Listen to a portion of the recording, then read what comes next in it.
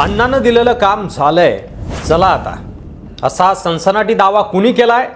बीडच्या राखेत अजून काय काय दडलंय आणि काय नवीन खुलासे होणार आहेत? रोज काहीतरी सत्य, काहीतरी दावा समोर येतोय।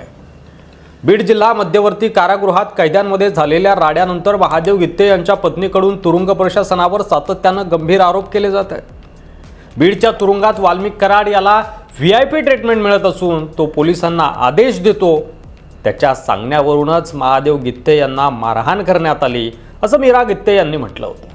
एवढंच नव्हे तर मीरा गित्ते यांनी मरवळवाडीचे सरपंच बापू आंधळे यांच्या हत्येविषयी एक सनसनाटी दावा केलाय।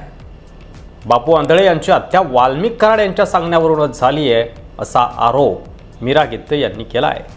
सरपंच बापू आंधळे यांची हत्या झाली त्या दिवशी आमच्या घरावर अचानक गोळीबार सुरू झाला। या हत्येवेळी माझ्या पतीला गोळी लागल्यानं ते खाली बसले, तेव्हाच बापू आंधळे यांची गोळ्या घालून हत्या झाली आणि तेव्हा मारेकरी म्हणाला, अण्णानं दिलेलं काम झालंय, चला आता। त्यानंतर सगळे आरोपी फरार झाले, असा दावा केलाय मीरा गित्ते यांनी। काही दिवसांपूर्वी बीडच्या तुरुंगात वाल्मिक कराड आणि महादेव गित्ते यांच्यात वाद झाला होता। त्यानंतर महादेव गित्ते आणि अक्षय आठवले गँगला अन्य अर्थात दुसऱ्या तुरुंगामध्ये हलवण्यात आलं होतं। सुरुवातीला महादेव गित्ते यांना वाल्मिक कराड आणि सुदर्शन घुलेला चोपल्याची माहिती समोर आली होती। अर्थात प्रशासनाचा रिपोर्ट काहीतरी वेगळाच आहे की असं काही घडलंच नाही असं प्रशासन म्हणतंय। वेगळ्या दुसऱ्या एका गँगमध्ये भांडण झालंय असं त्यांचं म्हणणं आहे, परंतु नंतर समोर अशाही बातम्या आल्या की महादेव गित्ते यांना वाल्मिक कराड याच्या सांगण्यावरून तुरुंगातील पोलिसांनी मलाच मारलं, म्हणजे महादेव गित्ते यांनाच मारहाण झाली असं म्हटलं जातंय।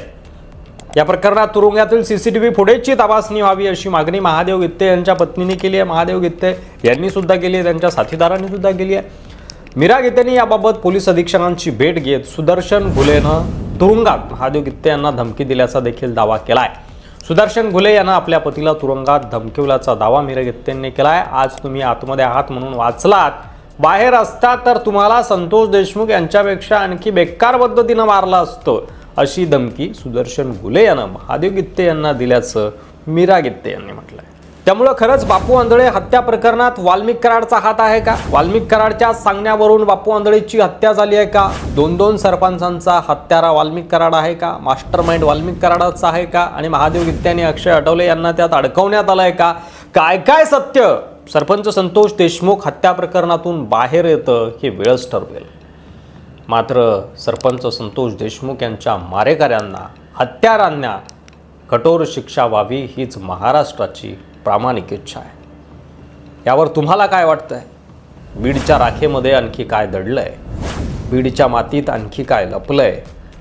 आणि काय काय सत्य, काय काय घटना या बीडमधून आणखी समोर येणार आहेत?